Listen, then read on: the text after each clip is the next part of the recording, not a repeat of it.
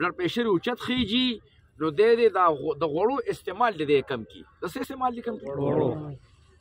د غوړو استعمال کم کی د شړشمو تیلو کې ځان له پخلی وکا د زیتونو تیلو کې ځان له پخلی وکا ګرم اوبو کې ځان له پخلی وکا یا که ته ډیر نه کلاریږي نو خیر یې لږ د شړشمو تیل پکې ځان له واچوه خو دا غوړي د دې استعمال یا خو بند کې یا بیخي لږ کې نو ستا وجود کې به بلډ پریشر به نه راځي او دردونه به نه راځي او د معدې دپاره اوچته نسخه بهترینه نسخه هغه پودینه اناردانه او کاږه دي که تاسو د پودینې د اناردانې او د کږو مزه واخیسته نو تر خپلو نسو پورې به دا نسخه بیا خلکو ته ښایې ځکه چې معده کې به د ګیس ني پړسوب به ني په دماغو به د بوج ني او بلکې د سترګو نظر کې به د کمزوري ني دا درې آسان شیزونه دي پودینه اناردانه او کاږه بس دا به هم وزن وټکې او ښه به صفا کې